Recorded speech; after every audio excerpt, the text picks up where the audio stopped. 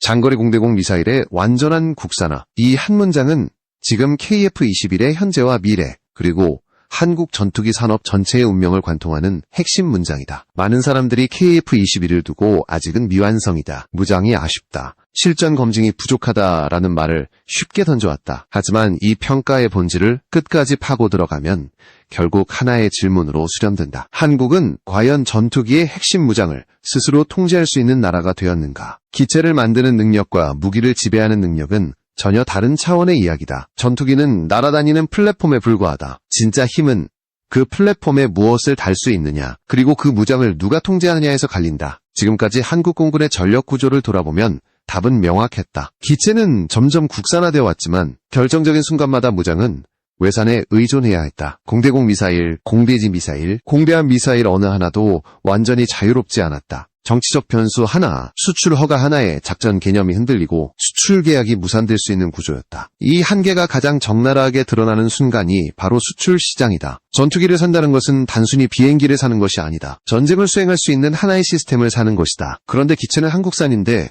무장은 다른 나라 허락을 받아야 한다면 그 전투기는 태생적으로 불안정한 상품이 된다. 이 지점에서 프랑스 라팔의 사례는 너무나 명확한 비교 대상이 된다. 라팔이 중동 시장에서 강력한 존재감을 유지하는 이유는 단순히 기체 성능이 뛰어나서가 아니다. 라팔은 기체, 미사일, 단, 센서, 전술 개념까지 하나의 패키지로 제공한다. 구매국 입장에서는 정치적 계산을 최소화할 수 있고 도입과 동시에 전력이 완성된다. 바로 이 구조가 수출 시장에서 결정적인 차이를 만든다. 그리고 지금 한국이 KF-21을 통해 노리고 있는 지점도 정확히 여기에 있다. 단순히 잘 만든 전투기가 아니라 완성된 전투체계를 수출할 수 있는 국가로 올라서겠다는 목표다. 그런데 여기서 많은 사람들이 묻는다. 왜 한국은 공대공 미사일 개발이 이렇게 늦어졌는가? 기술이 없어서였을까? 인력이 부족해서였을까? 냉정하게 말하면 그렇지 않다. 문제는 장비였다. 공대공 미사일을 제대로 개발하려면 지상시험만으로는 절대 불가능하다. 고고도 환경, 초음속 비행, 급격한 기압 변화, 복잡한 유도 환경을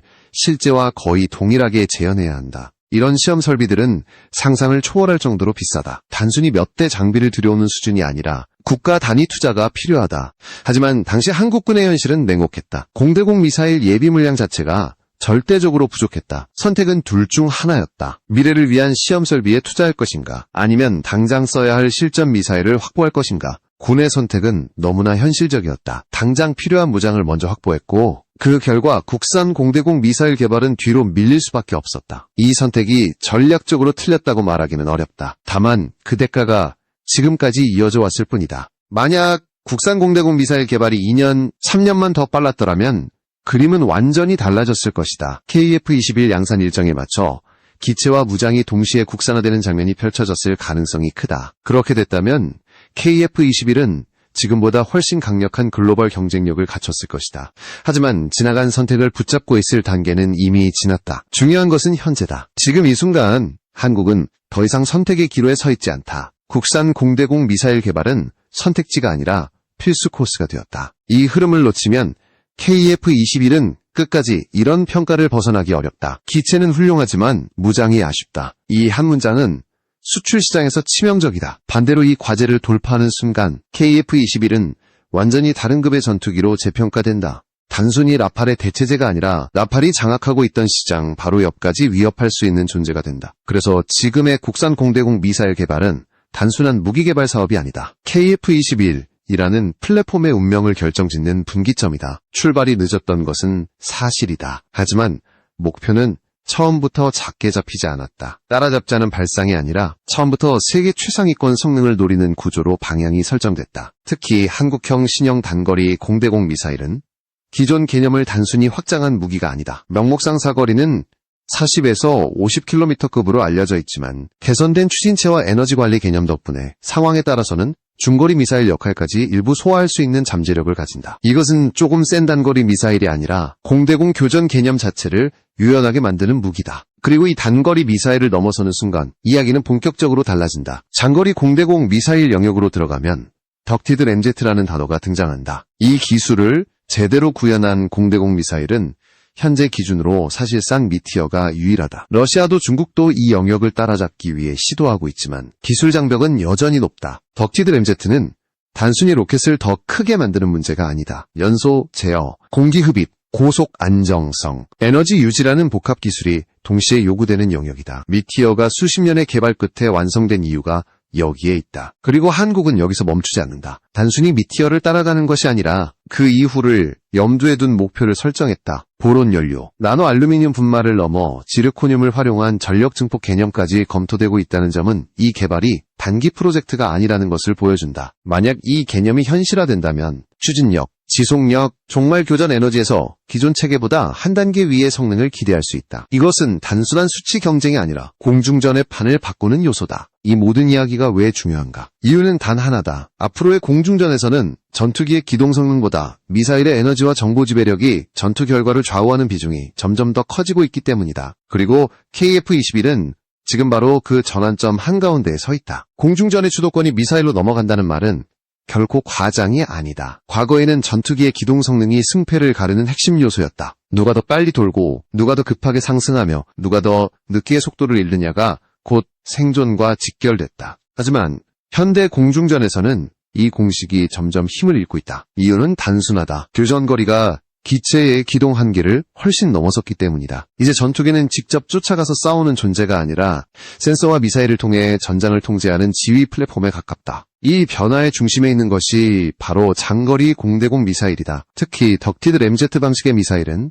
기존 고체 로켓 기반 무기와 근본적으로 다른 성격을 가진다. 고체 로켓은 연료를 한 번에 태우고 끝난다. 발사 직후 속도는 빠르지만 시간이 지나면서 에너지는 급격히 감소한다. 그래서 회피 기동을 하는 표적을 종말 단계에서 놓칠 가능성이 커진다. 반면 덕티드 램제트 방식은 공기를 흡입해 연소를 지속하며 추력을 유지한다. 이 차이가 교전 양상을 완전히 바꾼다. 미티어가 위협적인 이유는 최고 속도나 최대 사거리 때문만이 아니다. 진짜 핵심은 에너지 유지 능력이다. 교전 막판까지 속도와 기동 여력을 유지할 수 있다는 점은 상대 전투기 입장에서 회피 계산 자체를 무력화시킨다. 예전에는 미사일이 힘이 빠질 타이밍을 계산해 기동하면 됐다. 하지만 덕티드 램제트 미사일 앞에서는 이 계산이 성립하지 않는다. 오히려 회피 기동을 하면 할수록 에너지 소모만 늘어나고 결국 미사일이 다시 치고 들어오는 구조가 된다. 한국이 개발 중인 장거리 공대공 미사일이 노리는 지점도 정확히 여기에 있다. 단순히 사거리를 늘리는 것이 아니라 교전 전 구간에서 에너지를 지배하는 무기를 만드는 것이다. 목표로 거론되는 수치만 놓고 봐도 기존 중장거리 미사일의 범주를 넘어선다. 최소한 미티어와 동급, 상황에 따라서는 그 이상을 염두에 둔 개념이다. 이는 단순한 무기 개발이 아니라 공중전 개념을 선제적으로 선점하겠다는 의지에 가깝다. 여기서 중요한 질문이 하나 등장한다. 이런 초장거리 공대공 미사일을 전투기가 어떻게 활용하느냐는 문제다. 사거리 수백 킬로미터급 미사일은 한 번 쏘고 끝나는 무기가 아니다. 발사 이후에도 지속적인 정보 갱신이 필수다. 그래서 양방향 데이터 링크가 핵심 요소로 들어간다. 전투기는 미사일을 발사한 뒤에도 표적 정보를 계속 업데이트하며 상황 변화에 따라 궤도 수정 명령을 내려야 한다. 이 구조가 완성되면 전투기는 굳이 표적을 끝까지 추격할 필요가 없다. 미사일이 대신 날아가 전장을 커버한다. 이 지점에서 KF-21의 의미가 다시 부각된다. KF-21은 단순히 무장을 매다는 플랫폼이 아니다. 국산 AESA 레이더와 고성능 임무 컴퓨터를 중심으로 한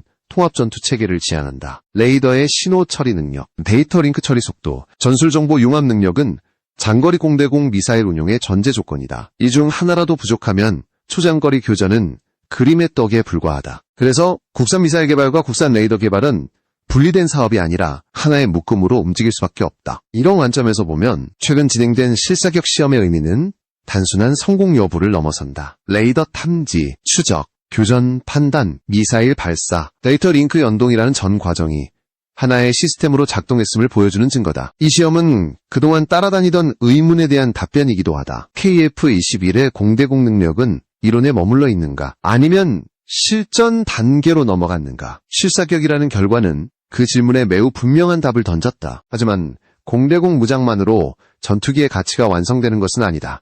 여기서부터 이야기는 자연스럽게 공대지 무장 통합으로 확장된다. 많은 사람들이 공대지 무장을 단순히 폭탄이나 미사일을 달고 쏘는 문제로 생각한다. 현실은 정반대다. 공대지 무장은 전투기 개발에서 가장 까다로운 영역 중 하나다. 유도 정확도, 표적 식별, 전자전 대응, 항법 안정성, 기체 구조 강도까지 모든 요소가 동시에 맞물려야 한다. 특히 블록 단계가 올라갈수록 난이도는 기하급수적으로 상승한다. 기존 구조를 유지한 상태에서 새로운 무장을 통합해야 하고 무게중심 변화, 공력 영향, 내부 공간 문제까지 전부 다시 계산해야 한다. 여기서 한 번 꼬이면 이후 블록으로 넘어갈수록 수정 비용과 시간이 눈덩이처럼 불어난다. 그래서 전투기 개발에서 나중에 고치자는 선택지는 사실상 존재하지 않는다. 지금 2단계에서 공대지 통합을 얼마나 정교하게 해두느냐가 KF-21의 장기 경쟁력을 좌우한다. 그리고 이 문제는 곧 정치적 변수와도 직결된다. 외산 공대지 무장은 언제든 수출 허가라는 장벽에 막힐 수 있다. 기체 성능이 아무리 뛰어나도 무장 하나가 막히는 순간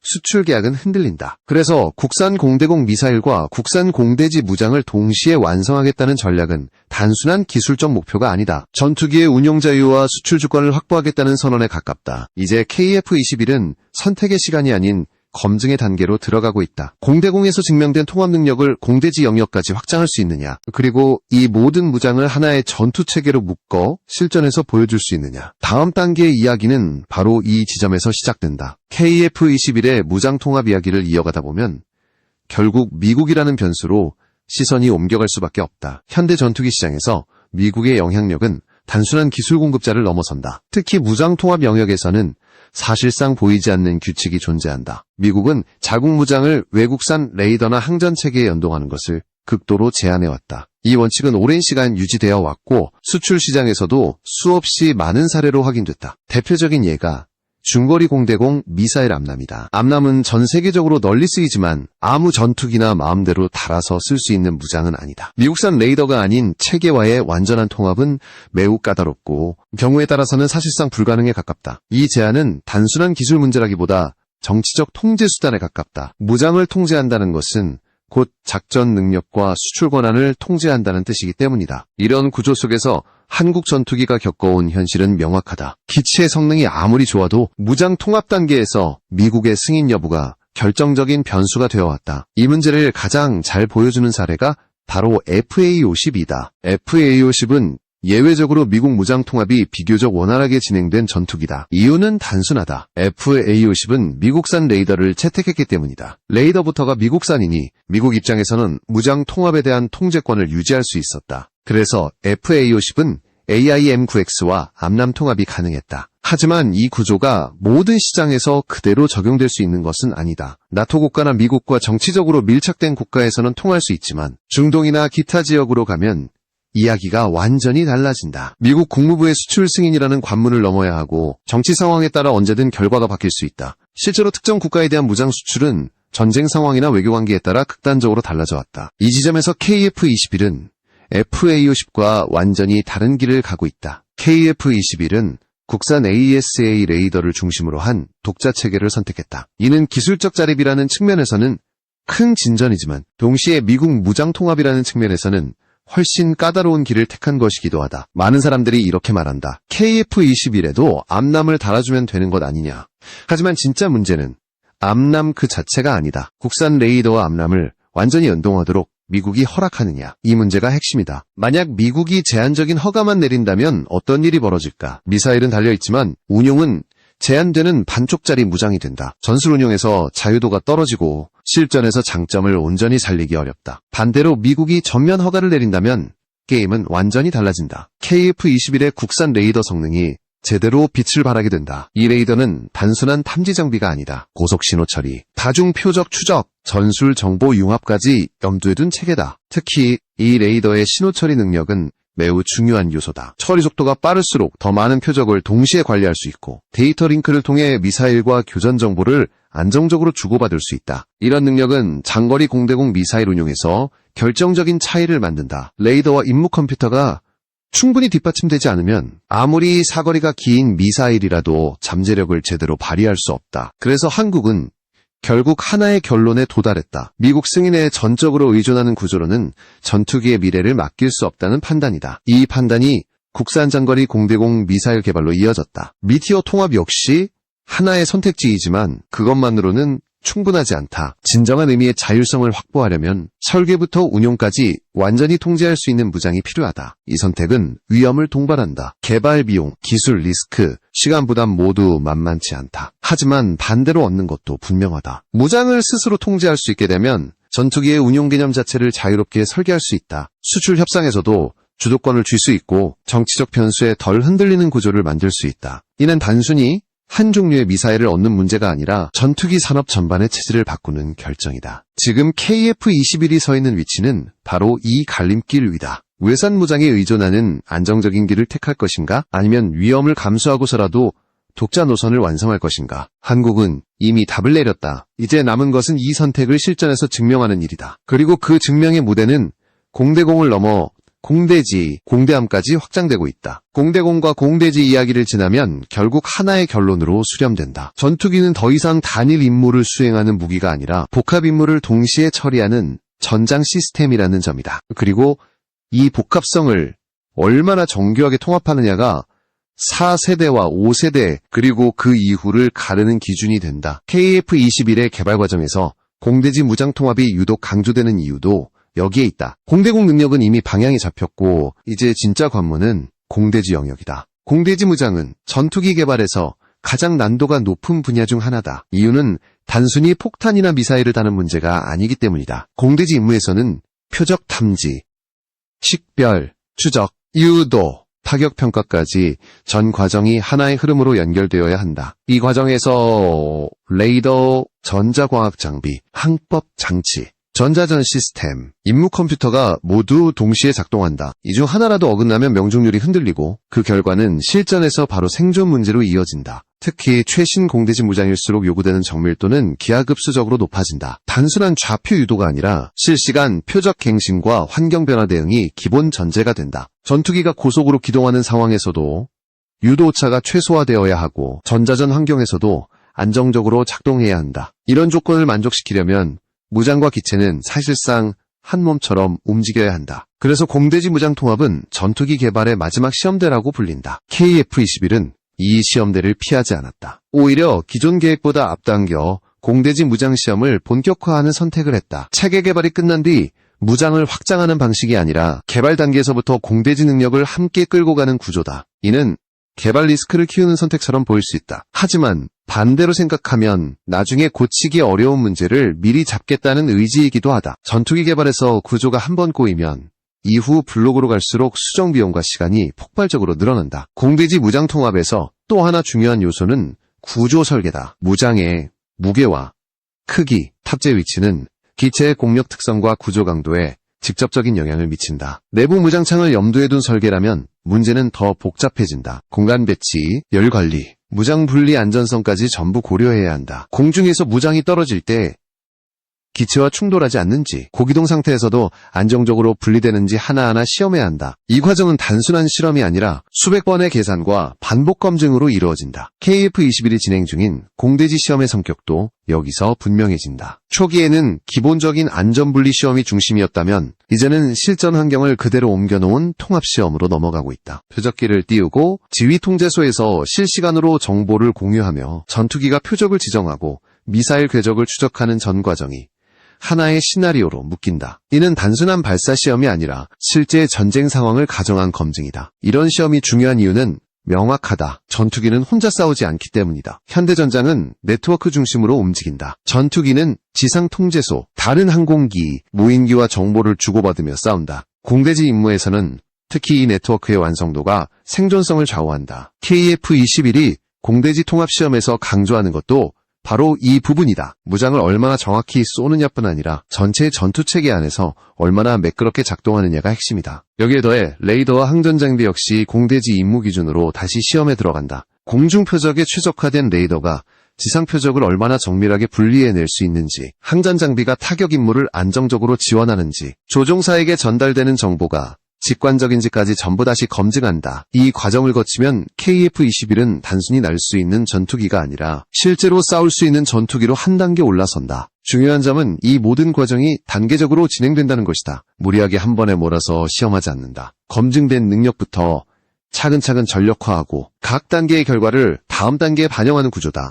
이는 실패 가능성을 줄이고 문제를 조기에 발견하기 위한 전략이다. 결과적으로 KF-21은 공대지 능력 확보 시점을 기존 계획보다 앞당길 수 있는 기반을 마련하고 있다. 이제 KF-21은 공대공 전용 전투기라는 이미지를 벗어나고 있다. 공대공에서 증명한 통합 능력을 공대지로 확장하며 다목적 전투기로서의 정체성을 완성해가는 단계다. 그리고 이 변화는 단순한 성능 향상이 아니라 전투기 수출 시장에서의 평가를 근본적으로 바꾸는 요소가 된다. 다음 단계의 이야기는 바로 이 지점에서 수출과 전략이라는 더 큰 무대로 이어진다. KF-21의 공대지 통합이 의미하는 바는 단순히 임무 영역이 늘어난다는 차원을 넘어선다. 이 변화는 곧바로 수출 전략과 직결된다. 전투기 수출 시장에서 구매국이 가장 먼저 묻는 질문은 성능 수치가 아니다. 이 전투기를 도입하면 우리 공군은 어떤 전쟁을 할 수 있는가? 그리고 그 전쟁을 우리 의지대로 수행할 수 있는가라는 질문이다. 여기서 무장 통제권은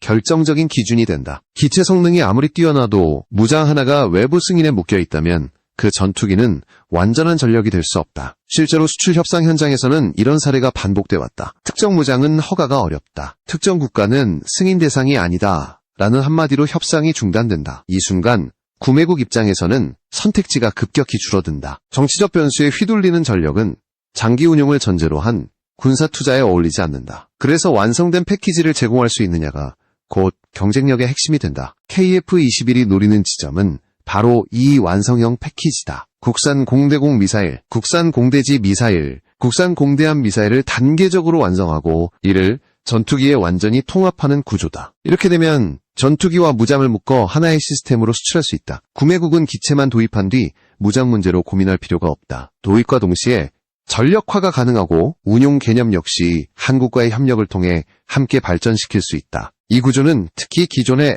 FA-50을 운용 중인 국가들에게 강력한 설득력을 가진다. 조종사 훈련 체계, 정비 개념, 운용 철학이 이미 익숙한 상태에서 상위 기종으로 넘어갈 수 있기 때문이다. 전혀 새로운 전투기를 도입하는 것보다 전환 비용과 리스크가 훨씬 낮다. KF-21은 이런 국가들에게 자연스러운 다음 단계 전투기로 자리 잡을 수 있는 조건을 갖추고 있다. 여기서 중요한 점은 KF-21의 수출 전략이 단순히 기체 판매에 그치지 않는다는 것이다. 무장시험과 통합 과정 자체를 하나의 서비스로 제시할 수 있다는 점이 차별화 요소다. 구매국이 원하는 무장 구성, 운용 개념에 맞춰 시험하고 검증해 줄 수 있다면 이는 전투기 수출 시장에서 매우 강력한 무기가 된다. 기체 사양서만 던져주는 방식과는 차원이 다르다. 고객 요구에 맞춰 함께 완성해 준다는 접근법이다. 이런 전략은 단기간에 효과가 나타나지 않을 수도 있다. 국산 무장 개발에는 시간이 걸리고 시험과 검증에도 막대한 자원이 투입된다. 하지만 장기적으로 보면 이 길 외에는 답이 없다. 외산 무장 의존 구조에서는 언제든 제약이 발생하고 그때마다 전략을 수정해야 한다. 반면 국산 무장을 중심으로 한 체계는 운용 자유도를 극대화하고 장기적인 개량과 확장을 가능하게 한다. 최근 KF-21의 추가 무장 시험 사업이 공격적으로 추진되는 것도 이 맥락에서 이해할 수 있다. 개발이 끝난 뒤 천천히 확장하는 방식이 아니라 개발 단계에서부터 무장 확장을 동시에 밀어붙이는 선택이다. 이는 위험 부담을 감수하겠다는 선언과도 같다. 하지만 동시에 개발 템포를 끊지 않겠다는 강한 의지의 표현이기도 하다. 전투기 개발에서 흐름이 끊기면 기술 축적은 급격히 느려진다. KF-21은 이 흐름을 끝까지 유지하려 하고 있다. 이제 시장의 시선도 조금씩 바뀌고 있다. 과거에는 한국 전투기를 평가할 때 늘 따라붙던 말이 있었다. 이론적으로는 좋아 보이지만 실전은 더 봐야 한다는 평가다. 하지만 공대공 실사격, 공대지 통합시험이 차례대로 진행되면서 이런 의문은 점점 설 자리를 잃고 있다. 실전 환경에 가까운 시험 결과가 쌓일수록 평가는 숫자가 아니라 증거로 바뀐다. KF-21이 지금 만들어가고 있는 것은 단순한 전투기가 아니다. 기체, 무장, 센서, 전술 개념이 하나로 엮인 전투 체계다. 이 체계가 완성되면 한국은 더 이상 전투기를 조립하는 나라가 아니라 전쟁 수행 능력을 패키지로 설계하고 제공하는 국가로 올라서게 된다. 그리고 이 변화의 중심에는 국산 무장이라는 가장 어려운 퍼즐이 놓여 있다. 이제 마지막 단계의 이야기는 이 퍼즐이 완성될 때 어떤 그림이 펼쳐지는가에 대한 것이다. KF-21을 둘러싼 논쟁의 끝에는 항상 같은 질문이 남는다. 이 전투기는 과연 어디까지 갈 수 있는가? 그리고 그 한계는 기체 성능에서 오는 것인가? 아니면 무장에서 비롯되는 것인가? 지금까지의 흐름을 차분히 되짚어보면 답은 점점 분명해진다. KF-21의 가장 큰 변수는 더 이상 기체가 아니다. 이미 기체 설계와 기본 성능은 검증의 단계에 들어섰다. 진짜 승부처는 무장, 그리고 그 무장을 얼마나 완전히 통제할 수 있느냐에 있다. 최근 진행된 실사격과 통합 시험들은 이 점을 명확하게 보여준다. 공대공 영역에서는 탐지, 추적, 발사, 유도까지 전 과정이 하나의 체계로 작동하고 있다는 증거가 쌓이고 있다. 공대지 영역에서도 단순 발사를 넘어 실제 전장 환경을 가정한 통합 시험이 이어지고 있다. 이 흐름은 더 이상 가능성을 보여주는 단계가 아니다. 실전 배치를 전제로 한 검증 단계로 넘어가고 있다. 이 변화는 KF-21을 바라보는 시선을 근본적으로 바꾼다. 많은 사람들이 여전히 이렇게 말한다. KF-21은 아직 완성형이 아니다. 맞는 말이다. 하지만 전투기 개발에서 완성형이라는 개념은 매우 상대적이다. 현대 전투기는 한 번 만들고 끝나는 무기가 아니다. 기본형이 있고 블록 업그레이드가 있으며 무장과 소프트웨어가 지속적으로 확장된다. 중요한 것은 출발점에서 어떤 구조를 선택했느냐, 그리고 그 구조가 미래 확장을 얼마나 유연하게 받아들일 수 있느냐다. KF-21은 바로 이 부분에서 전략적인 선택을 했다. 국산 레이더, 국산 임무 컴퓨터, 국산 데이터 링크, 그리고 국산 무장으로 이어지는 구조는 단기간에는 부담이 크다. 개발 비용도 높고 실패 리스크도 존재한다. 하지만 이 구조가 완성되는 순간 전투기의 운용 주도권은 완전히 한국의 손에 들어온다. 어떤 무장을 언제, 어떤 방식으로 통합할지 스스로 결정할 수 있고 수출 시장에서도 정치적 변수에 덜 흔들리는 위치를 확보할 수 있다. 이는 단순한 성능 문제가 아니라 전략 자율성의 문제다. 특히 장거리 공대공 미사일 개발이 본격화되면서 KF-21의 성격은 한 단계 더 달라지고 있다. 장거리 교전 능력은 단순히 사거리 숫자를 늘리는 것이 아니다. 공중전의 주도권을 누가 쥐느냐에 대한 문제다. 더 멀리 보고, 더 먼저 쏘고, 더 오래 에너지를 유지하는 쪽이 전장을 지배한다. 이 영역에서 국산 무장을 확보한다는 것은 단순히 무기 하나를 얻는 것이 아니라 공중전 개념을 스스로 설계할 수 있는 능력을 갖는다는 뜻이다. 공대지와 공대함 영역도 마찬가지다. 다목적 전투기로서의 능력을 완성한다는 것은 다양한 전쟁 시나리오에 대응할 수 있는 유연성을 갖춘다는 의미다. KF-21은 공대공 전용 전투기라는 틀을 벗어나 실제 전장에서 다양한 임무를 동시에 수행할 수 있는 플랫폼으로 진화하고 있다. 이 변화는 수출 시장에서 더욱 큰 의미를 가진다. 완성된 전투 체계를 원하는 국가들에게 KF-21은 점점 더 현실적인 선택지가 된다. 지금 이 시점에서 중요한 것은 속도와 방향이다. 무장 개발은 단기간에 끝나는 사업이 아니다. 하지만 방향이 명확하다면 시간은 결국 편이 된다. KF-21은 이미 방향을 정했다. 외산 의존을 최소화하고 핵심 무장은 스스로 통제하는 구조로 간다. 이 선택이 단기적으로는 쉽지 않은 길일 수 있다. 하지만 장기적으로 보면 이 길 외에는 전투기 강국으로 남을 수 있는 방법이 없다. 결국 KF-21이 증명해야 할 것은 하나다. 잘 만든 전투기가 아니라 스스로 싸울 수 있는 전투기라는 점이다. 기체와 무장, 센서와 전술이 하나로 묶여 실제 전장에서 작동한다는 것을 보여줄 수 있다면 그 순간 KF-21을 둘러싼 논쟁은 끝난다. 그리고 그 결과는 단순히 한 기종의 성공을 넘어 한국 방산산업 전체의 위상을 다시 정의하게 될